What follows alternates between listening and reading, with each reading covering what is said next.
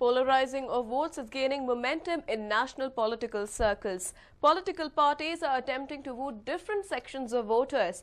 Take a look as to what the BJP did today. With close to 80 lakh voters, Bengaluru's 4 Lok Sabha constituencies, namely Bangalore North, Central, South and Rural, are certainly a prize catch for all political parties. BJP bids to woo Bengaluru's voters. Today, the BJP made an attempt to woo voters of the state capital. The Saffron Party unveiled a manifesto exclusively for Bengaluru at the party office today. Many senior BJP leaders, including the party's National General Secretary Anant Kumar, former Deputy Chief Minister R. Ashoka, Mayor B.S. Satyanarayana and Jayanagar MLA Vijay Kumar were present on the occasion. Overall welfare apart, the BJP has made many promises. Take a look as to what the Saffron Party has to offer. The Saffron Party has promised widespread development in the Silicon Valley at a cost of 10,000 crore rupees. The BJP has said that it would urge auto rickshaws and taxis in the city to utilize CNG. If elected, they have also promised to generate 1,400 megawatts of electricity in the Bidadi power plant and 250 megawatts of electricity through solar power in Nelamangala. In a bid to woo voters from areas hit by water scarcity, the BJP has promised to provide 30 TMCs of water from Kaveri River exclusively to Bengaluru. The Saffron Party has also vowed to establish an aero university in the city. Apart from the high-speed rail connectivity between the state capital Bengaluru and national capital Delhi, they have also promised local trains on the outskirts of the city. The BJP has also promised to secure the city by deploying an NSG unit. A sports arena matching international standards has been promised at a cost of 1,000 crore rupees. Speaking after the release of the manifesto, former Deputy Chief Minister R. Ashoka explained how and why the local train proposal will come as a relief to Bengaluru's traffic woes. Suburban railway ಅಂದ್ರೆ ಬೆಂಗಳೂರಿನ ಒಂದು ring road ತರ ಒಂದು ಯಲಹಂಕ ಇರಬಹುದು, ದೇವನಹಳ್ಳಿ ಇರಬಹುದು, ಈ ತರ ಆನೇಕಲ್ ಇರಬಹುದು, ರಾಮನಗರ, ಈ ತರ ಈ ಭಾಗದಲ್ಲಿ ಒಂದು ಲಿಂಕ್ ಸಬರ್ಬನ್ ರೈಲ್ವೆಯನ್ನ ಮಾಡುವಂತದ್ದು ಕೆಂಗೇರಿ ಇರಬಹುದು.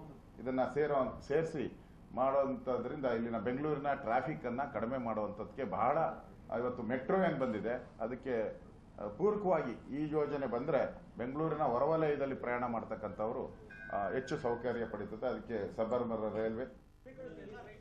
It certainly looks like the BJP is leaving no stone unturned to woo all sections of voters from across the spectrum. With a very populist pitch and tailor-made perks for Bengaluru, the Saffron Party has taken the big leap to entice the voters of the 4 crucial constituencies. It remains to be seen if this manifesto will boost the party's electoral prospects. Anand P. Baidanamane, News 9, Bengaluru.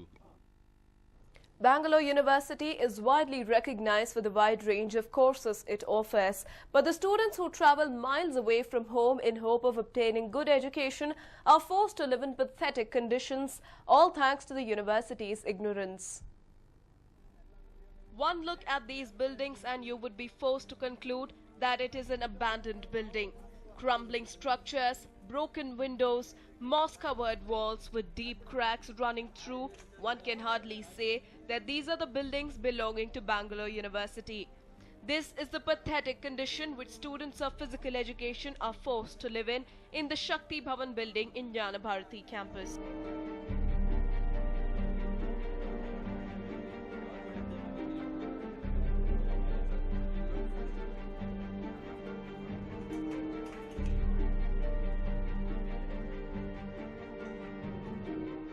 ಸುಮಾರು ವರ್ಷಗಳಿಂದ ಇಲ್ಲಿ ಸಮಸ್ಯೆಗಳು ಉಂಟು. ಅದರಲ್ಲಿ ಪ್ರಮುಖವಾಗಿ ಈ 1.5 ವರ್ಷದಿಂದ ಕಾಡ್ತಾ ಇರೋದು ನೀರಿನ ಸಮಸ್ಯೆ. ಇನ್ನು ಅದ್ರ ಮುಂಚೆ ಇಲ್ಲಿ ಕಿಟಕಿ ಗ್ಲಾಸ್ಗಳೆಲ್ಲ ಒಡೆದೋಗಿದ್ದಾವೆ, ಅದರಲ್ಲಿ ಹಾವಾದರೂ ತೂರ್ಬೋದು, ಹುಳ ಏನಾದರೂ ಬರ್ಬೋದು. ನೆಕ್ಸ್ಟ್ ಬಂದು ಇಲ್ಲಿ ನಮಗೆ ಸರಿಯಾದ ಅಲ್ಲಿ ಕೊಡೋ ವರ್ಕೌಟ್ಸ್ಗೂ, ನಮ್ಮ ಫಿಸಿಕಲ್ ಎಜುಕೇಷನ್ ಡಿಪಾರ್ಟ್ಮೆಂಟ್ ಕೊಡೋ ವರ್ಕೌಟ್ಸ್ಗೂ, ಇಲ್ಲಿ ಕೊಡೋ ಫುಡ್ಗೂ ವ್ಯತ್ಯಾಸ ಸಂಬಂಧನೇ ಇಲ್ಲ. ಅವ್ರು ಏನು ಕೊಡ್ತಾರೋ ಅದು ಅವರು ಪ್ರೋಟೀನು ಅಂತ ಹೇಳ್ತಾರೆ, ಪ್ರೋಟೀನ್ ತಗೋಬೇಕಂತ ಕೊಡ್ತಾರೆ. ಅವ್ರು ಏನೇನು ಪ್ರೋಟೀನ್ಸ್ ಕೊಡ್ತಾ ಇದ್ದಾರೋ ನಮ್ಗೆ ಇದುವರೆಗೂ ಗೊತ್ತಿಲ್ಲ. ನಮ್ಮ ಪರಿಸ್ಥಿತಿ ನೋಡಿದ್ರೇ ಗೊತ್ತಾಗುತ್ತೆ ನಾವು ಹೆಂಗಿದೀವಿ ಫಿಸಿಕಲ್ ಎಜುಕೇಷನ್ ಸ್ಟೂಡೆಂಟ್ಸು ಅಂತ. ಟೈಲೆಟ್ಸು, ಗೋಡೆಗಳು ಅವು ಮೇಲಿಂದ ಉದುರೋ ಪರಿಸ್ಥಿತಿಗೆ ಬಂದ್ರೂ ತಲೆ ಕೆಡಿಸ್ಕೊಳ್ಳೋ ಅಂತ ಅಧಿಕಾರಿಗಳು ಇಲ್ಲಿಲ್ಲ. The students complained that their repeated attempts to bring the deteriorating condition of their hostel to the university's attention have fallen on deaf ears. They have been facing water problems for close to 2 years, and whatever water supplied is not potable. The buildings are said to be decades old, which is said to have been the reason for these crumbling walls. But the university has taken no step to fix the situation. Condition of the hostel kitchen is no different from the storeroom or even the bathrooms. Food for the students is cooked in unhygienic conditions, which raises some serious questions. When asked about it though, the concerned authorities seemed completely unaware of the pathetic condition of their building. Only the drinking water is a problem. The filter had gone out of order, which the students did not bring it to our notice. Anyway, the warden had told us some time back, and we have called for the tenders. And once the code of conduct is over, immediately we'll purchase the coolers and send it across. About the building is not a very old building. It's in fact a new building. And wherever repairs are required, we will immediately attend to it. The students' repeated complaints have fallen on deaf ears, while Bangalore University remains ignorant of the deteriorating state of the neglected building. Is this their definition of a wholesome education? Amrita Patil, News 9, Bengaluru. It has been 8 years since Sandalwood's pride Dr. Rajkumar passed away. April 12th is marked as his death anniversary, and to pay respects were the entire Rajkumar family along with fans at the Kantirva studios. Take a look.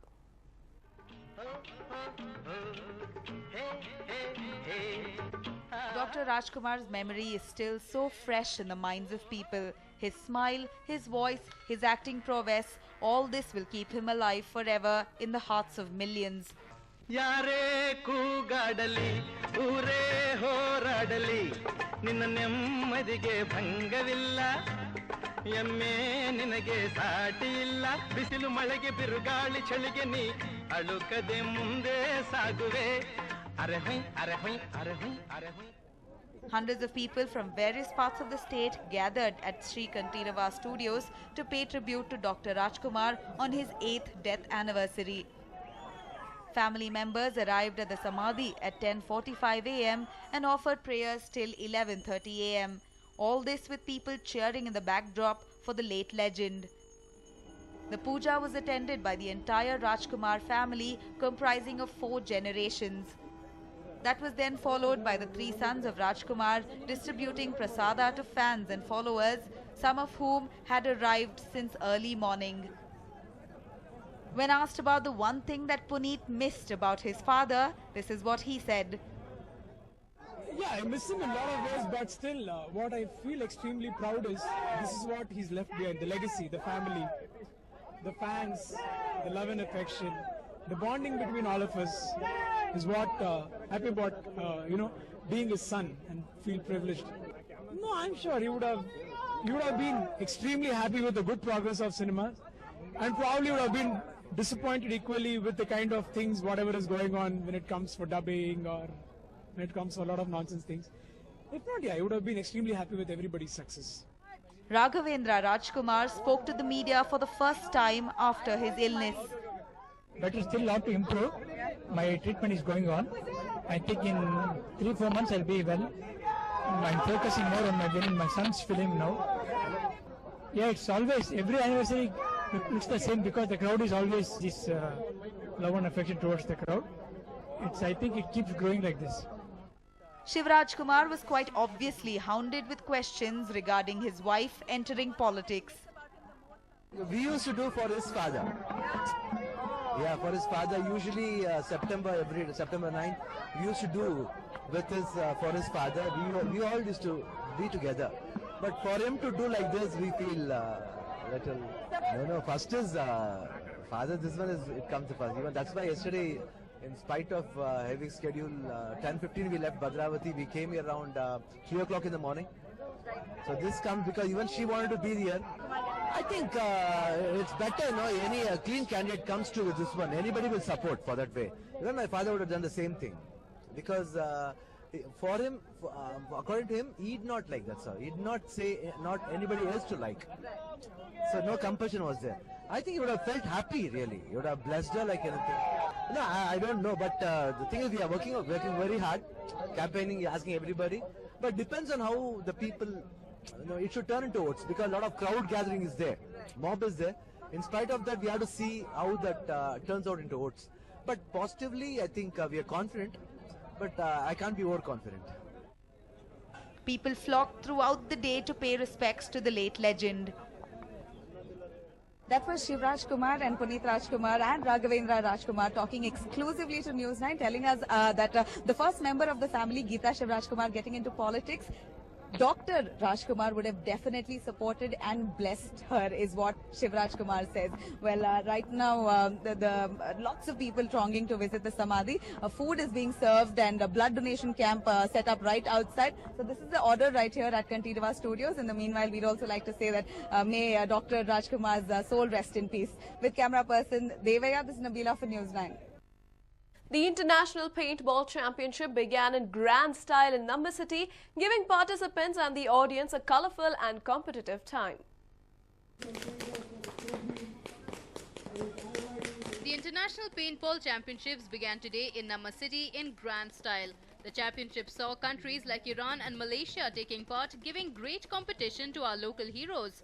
All the teams were battling for the coveted Maharaja Cup, considered prestigious when it comes to the sport of paintball.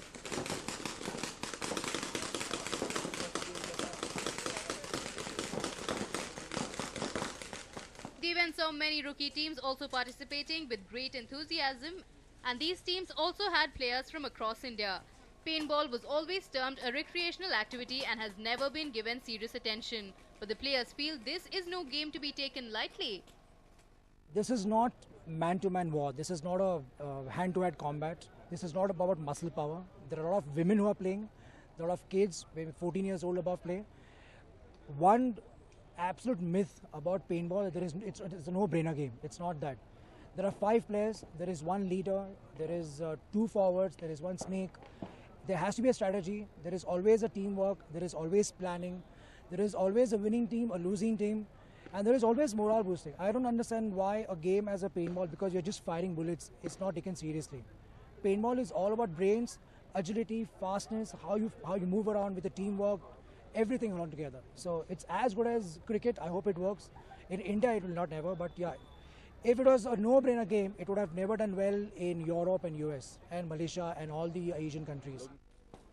The international players were also charged up to compete with our local boys, and they feel that paintball as a sport has grown in Bengaluru to a great extent. Paintball is growing every year.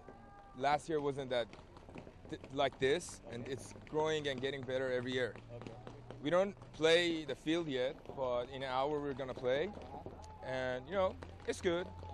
For India, it's good. Okay. To having field like this, good setup, good air system, and everything is good. Paintball is a sport catching up in our city. It is also a dangerous game if not played with the right safety gear, and can also cause serious damage when the paintballs hit the skin. Hence, it has to be played under professional guidance. The championship that started today will end tomorrow, when one of these teams will be crowned the Maharajas of paintball. It remains to be seen if the 2 Indian teams participating can walk away as the kings. Vivek Vinayak for News9, Bengaluru.